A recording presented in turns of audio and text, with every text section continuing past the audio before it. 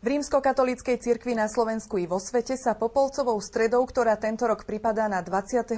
februára, začína 40-dňové obdobie pôstu a duchovnej prípravy na slávenie najvýznamnejšieho kresťanského sviatku Veľkej noci. Podľa tradícií sa v týchto dňoch končia fašiangy. Upršanou bodkou za týždňami plnými zábav a plesov v Piešťanoch bolo tradičné pochovávanie basy, ktoré sa konalo v nedeľu na námestí Slobody.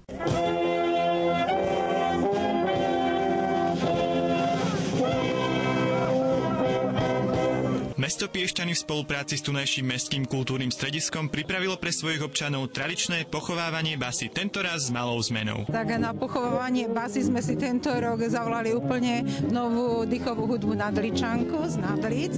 Je to trošku netradičné, pretože každý rok u nás býva Krakovienka, no ale keď sme chceli zmenu, tak sme túto zmenu aj spravili.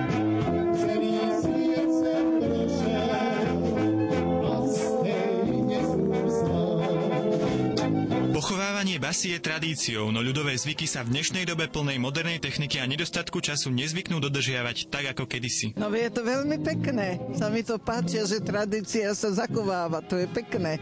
Dobre hrajú. Tradícia bola kedy lepšia na tom, ale teraz sa to vytráca viac. To je škoda. A hlavne asi to bude v tom, že v školách učiteľky neučia tie deti ľudové pesničky. Námestie Slobody dýchalo aj napriek nepriaznivému počasiu dobrou náladou a Piešťanci si užívali posledné chvíle obdobia zábav. Páči sa mi to.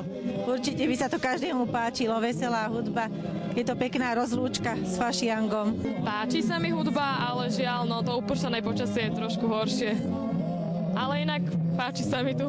Ja si myslím, že teraz máme rekordnú návštevnosť, pretože po prvýkrát robíme pochovávanie basy v nedeľu. A vidím, že je to veľký úspech i napriek tomu, že teda to počasie nám nepraje, ale myslím si, že keď sa chcú ľudia zabaviť, na počasí nezáleží. Fašiangy sa končia. Basa bude teraz odpočívať v pokoji počas obdobia pôstu, ktoré sa začne Popolcovou stredou a skončí sviatkom Veľkej noci. Na teraz je však basa v hrobe a podľa tradície by sa v pôste nemali konať žiadne plesy ani zábavy.